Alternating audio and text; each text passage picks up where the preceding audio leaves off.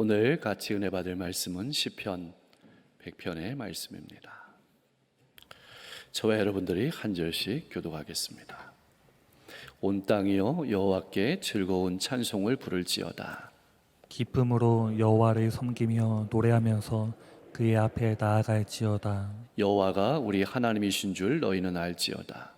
그는 우리를 지으시니요 우리는 그의 것이니 그의 백성이요 그의 기르시는 양이로다. 감사함으로 그의 문에 들어가며 찬송함으로 그의 궁전에 들어가서 그에게 감사하며 그의 이름을 송축할지어다. 5절 여호와는 선하시니 그의 인자하심이 영원하고 그의 성실하심이 대대에 이르리로다. 아멘.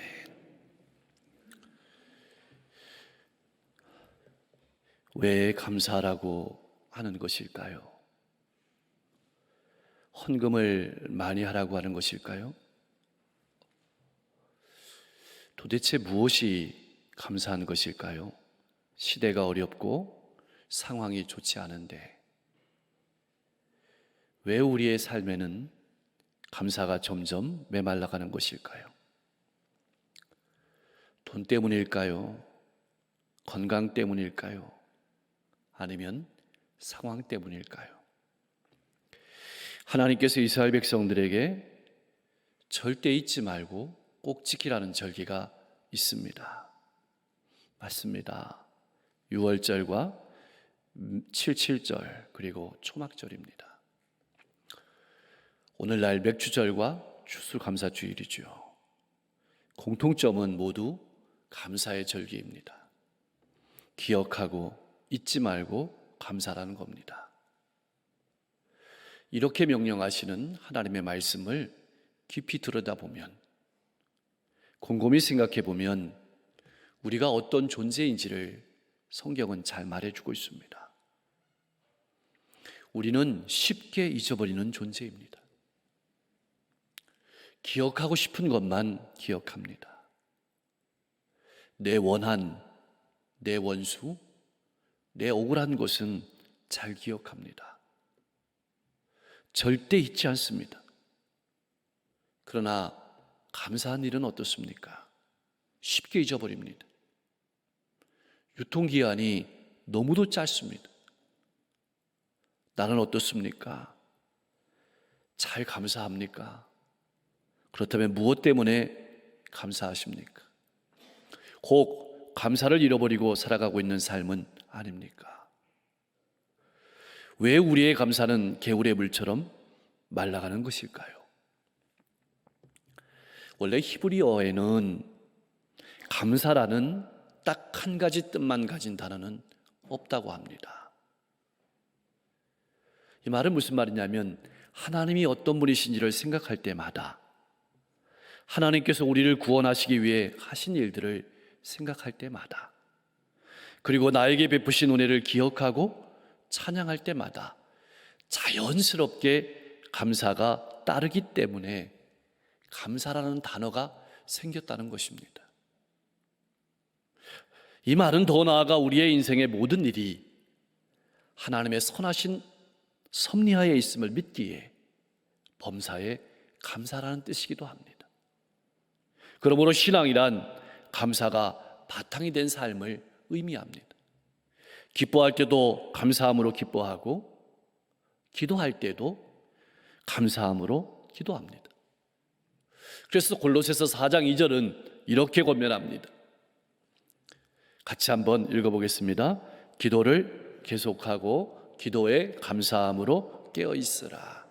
아멘. 기도를 계속하고 기도에 감사함으로 깨어있으라. 참된 기도는 감사로 완성이 됩니다. 감사로 지속이 됩니다. 감사는 기도의 필수 조건입니다. 감사가 빠진 기도는 속으로는 염려하고 아프면서도 겉으로는 안 아픈 척, 문제 없는 척하는 위장된 기도일 수 있습니다. 뿐만 아닙니다. 찬양할 때도 감사함으로 찬양하는 겁니다. 봉사할 때도 감사함으로 봉사하고 교제할 때도 감사함으로 하는 것입니다. 이것을 꼭 기억하십시오. 마음에 새기고 신앙생활 하시기 바랍니다. 만약 우리의 삶에 물질을 잃어버렸다면 조금 잃어버린 것입니다. 건강을 잃어버렸다면 보다 큰 것을 잃어버린 것입니다. 그러나 감사를 잃어버렸다면 전부를 잃어버린 것입니다. 그래서 기쁨이 사라지고 기도가 힘을 잃고 찬양이 단순한 노래가 되고 봉사가 너무나도 무거운 짐이 되는 것입니다.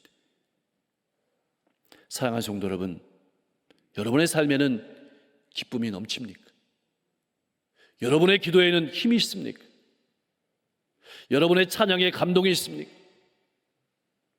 여러분의 봉사에 활력이 있습니까? 여러분의 교제에는 행복이 있습니까? 만약 그렇지 않다면 감사를 점검해 보십시오. 감사를 회복해야 신앙이 힘을 얻습니다. 기쁨이 넘칩니다. 신앙의 행복이 밀려오는 것입니다. 이제 시편 기자는 온 땅을 불러서 하나님께 즐거운 찬송을 드리라고 권면하고 있습니다. 하나님께서 얼마나 위대하고 놀라운 분이신지 이스라엘만, 다시 말하면 믿는 사람만 홀로 주님을 찬양하기에는 너무나도 아쉽기 때문에 그렇습니다. 물론 오늘날 세상 사람들은 하나님이 누구신지에 대해서 관심 없습니다. 왜 하나님을 찬양해야 되는지 당연히 알지 못합니다. 그 중에 우리 가족들도 있습니다.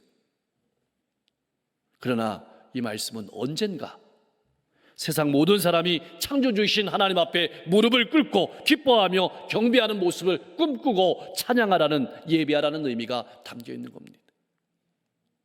우리 온 가족이 기뻐하며 예배하는 모습을 꿈꾸며 바라보며 가장 기쁜 소리로 하나님께 외치는 예배가 될 수 있기를 소망합니다. 그렇다면 2절에 나오는 기쁨으로 여호와를 섬긴다라는 말은 무슨 의미일까요? 사실 이 말은 서로가 배치되는 말입니다. 기쁨이란 말과 섬긴다는 말은, 기쁨으로 하나님을 섬기며 예배한다는 말은 하나님만이 진정한 하나님이 되심을 분명하게 공개적으로 고백하는 겁니다. 누가 너의 인생의 주인이냐? 돈이냐? 하나님이냐? 그게 물으시는 겁니다. 이 고백이 분명하냐고 우리에게 물으시는 자리가 오늘 우리의 예배의 자리인 것입니다. 시편 기자는 다시 권면합니다. 노래하면서 하나님 앞에 나아가라고 권면하는 겁니다. 노래하면서라는 말은 기쁨과 흥분된 마음을 표현하는 말입니다. 여러분의 삶에는 넘치는 기쁨과 흥분된 마음이 있습니까? 어쩌면 우리의 삶 가운데 우리가 잃어버린 것 중에 가장 본질적인 것이 기쁨과 흥분된 마음이 없다는 것입니다. 예배의 감격을 잃어버린 것입니다. 우리가 늘 기쁨과 흥분된 마음으로 예배드릴 수 있는 유일한 방법은 십자가의 은혜와 사랑 속으로 들어가는 것입니다. 우리의 삶에는 많은 어려움이 있습니다. 많은 고난이 있습니다. 많은 괴로움으로 가득합니다. 그러나 아무리 슬픔과 괴로움으로 지쳤다 할지라도 하나님께서 우리에게 베푸실 기쁨을 기대하면서 나아가는 겁니다. 날마다 기쁨과 즐거움이 넘치는 마음으로 하나님 앞에 나아가 예배하는 성도가 되시기를 주님의 이름으로 간절히 축원합니다. 하나님 앞에 나아간다는 말은 하나님의 얼굴 앞에 나아간다는 의미입니다. 하나님의 임재 앞에 나아간다는 뜻입니다. 우리가 하나님 앞에 나아갈 때 하나님께서 우리에게 하나님의 얼굴을 비추어 주시는 겁니다. 그래서 무지했던 우리의 인생이 새로운 삶으로 돌아가게 되는 겁니다. 고난과 괴로움으로 가득한 우리의 인생이 절망된 인생이 바뀌어서 소망의 길로 환하게 비추어 주시는 겁니다. 그것이 예배 때 일어나는 사건입니다. 이것을 아는 성도는 예배에 목숨을 걸게 되는 겁니다. 자, 그렇다면 왜 우리는 기쁨과 즐거움으로 예배하고 감사해야 하는 것일까요? 3절 말씀은 우리가 마음에 새기고 신앙해야 될 가장 중요한 말씀 중에 하나입니다. 여호와가 우리 하나님이신 줄 너희는 알지어다. 여러분, 우리 신앙생활에 가장 중요한 것은 하나님이 어떤 분이신지 올바로 아는 것입니다. 이것만큼 중요한 것은 세상 어디에도 없습니다. 여기에 기쁨이 있고, 여기에 즐거움이 있고, 여기에 감사가 있고, 여기에 우리 신앙에 행복이 있고 소망이 있는 것입니다. 안다라는 말은 체험적으로 안다는 걸 의미하는 겁니다. 맛보한다는 걸 의미합니다. 이 말은 하나님의 선하심을 몸으로 체험하고 몸소 느끼며 이해하라는 말입니다. 하나님의 은총을 철저히 삶으로 경험하고 깨달으라고 하시는 말씀인 겁니다. 그래서 기쁨과 즐거움이 넘치는 예배를 드리게 되는 겁니다. 나아가서 하나님이 기뻐하시는 건강한 믿음의 삶을 살아가게 되고 삶의 예배를 드리게 되는 것입니다. 사랑하는 성도 여러분, 여러분이 믿는 하나님은 어떤 분이십니까? 그분은 우리 하나님이십니다. 나의 하나님이십니다. 여러분, 이 말씀이 지극히 평범해 보이는 말 같지만 이 말 속에는 엄청난 진리가 녹아 있습니다. 왜냐하면 하나님을 아는 지식은 내가 노력해서 얻는 것이 아니기 때문입니다. 하나님께서 우리의 눈을 열어주셔서 아는 것이 하나님을 아는 지식입니다. 그러기에 신앙은 하나님이 찾아오시고 하나님이 만나주시고 하나님이 열어주신 것이기 때문에 감사한 겁니다. 그분이 우리가 믿는 하나님이십니다. 그렇다면 우리가 알아야 될 하나님은 어떤 분이실까요? 하나님은 우리를 지으신 분입니다. 여러분, 지으셨다는 말은 창조했다는 말입니다. 나를 가장 잘 아시는 분이 하나님이란 말입니다. 그래서 우리가 기도하는 겁니다.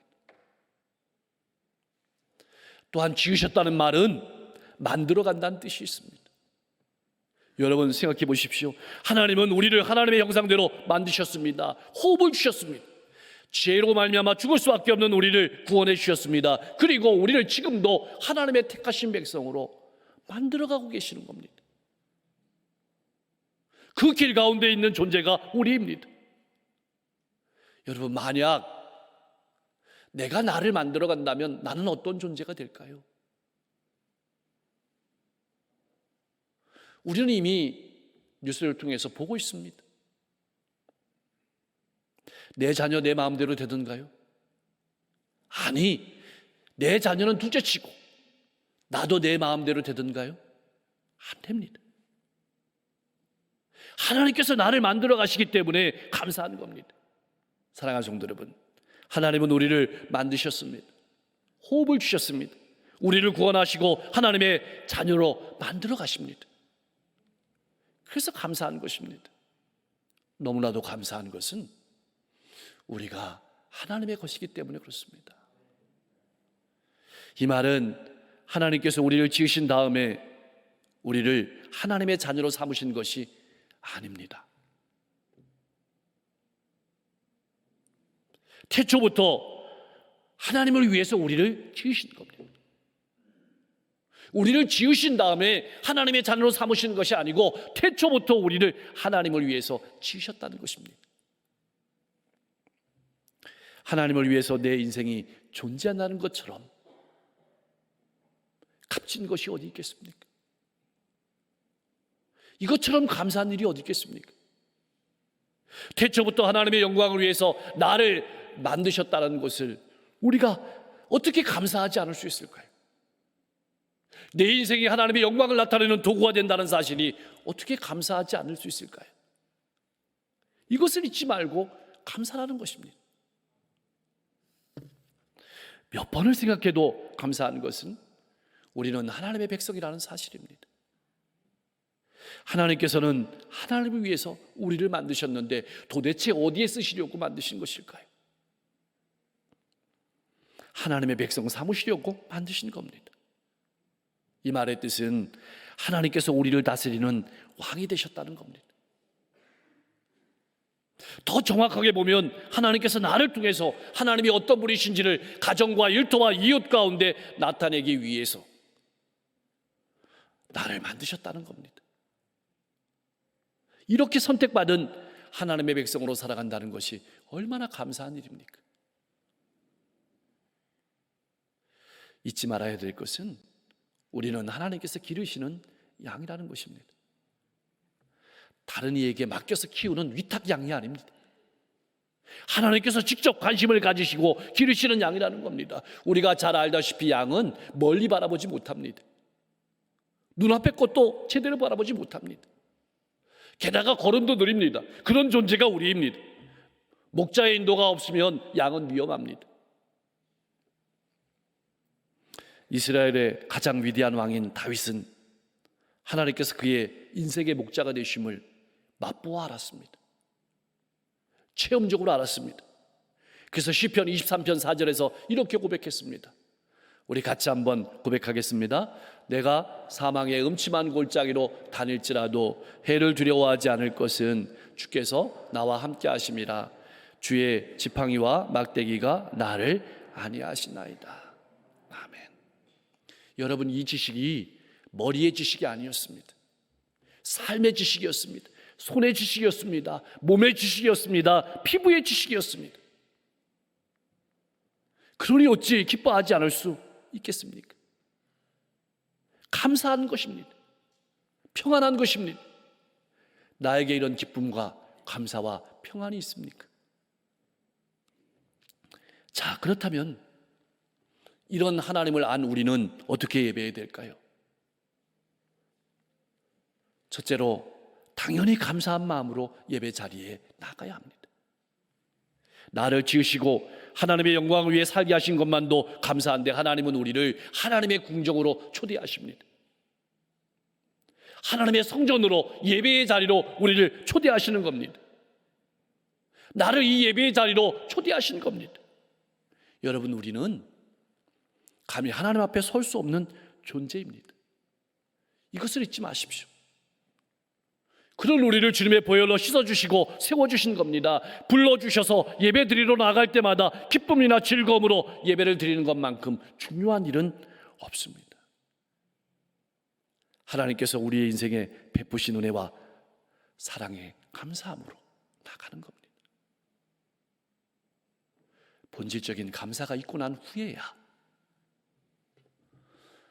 지난 우리의 삶을 돌아보면서 하나님께서 나와 함께 하시고 내게 베풀어 주시고 인도하신 것에 대해서 감사하게 되는 겁니다. 감사가 없으면 예배가 되지 않는 것입니다. 둘째로 예배하러 나갈 때마다 감사하며 찬송하는 것입니다. 감사가 없는 찬송이 우리의 예배를 힘없게 만드는 겁니다. 우리가 믿는 하나님은 어떤 분이십니까? 여러분이 믿는 하나님은 어떤 분이십니까? 하나님께서 그저 멀리 떨어져서 우리를 지켜보시는 분이 아닙니다. 인간의 몸을 입고 이 땅에 오셨고 십자가의 자신을 아낌없이 내어주셨고 언제나 하나님의 보좌 앞에 나갈 수 있는 길을 열어주신 분입니다. 그리고 우리 안에 내주하시면서 우리와 교통하시고 우리를 통해서 역사하시는 분입니다. 그래서 감사하지 않을 수 없는 것입니다. 셋째로 감사함으로 하나님의 일을 송축해야 하는 겁니다. 송축한다는 것은 축복한다는 의미입니다. 여러분, 우리는 하나님을 축복할 수 없습니다. 하나님이 우리를 축복하시는 것이죠. 이 말은 하나님께서 우리에게 베풀어 주신 은혜에 감사하는 마음으로 반응하는 겁니다. 그것이 우리의 찬송입니다. 감사한 마음으로 가장 뜨거운 열정으로 예배하는 것입니다. 그렇다면 왜 이렇게 감사한 마음으로 예배해야 하는 것일까요? 그것이 5절 말씀에 나와 있습니다.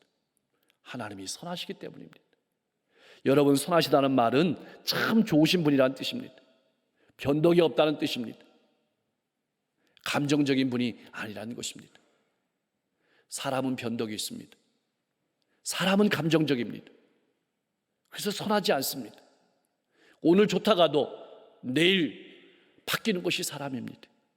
그러나 하나님께서는 언제나 우리에게 좋은 것을 주시는 분입니다. 좋은 것을 주고 싶어서 견디지 못하시는 분입니다. 우리가 잘못된 길로 걸어갈 때 마음 아파하시는 분입니다. 징계하시는 분입니다. 우리를 결코 버리지 아니하시는 분입니다. 이것이 하나님의 선하심입니다. 그래서 우리가 감사하는 것입니다. 우리는 감정에 따라 상황에 따라 변하지만 하나님은 결코 변하지 않으십니다. 여러분 언제나 기억하십시오. 하나님께서는 가장 좋은 것으로 자기 백성에게 주시는 분입니다. 그래서 우리가 감사하며 예배하는 것입니다. 그래서 시편 34편 8절은 이렇게 우리를 권면합니다.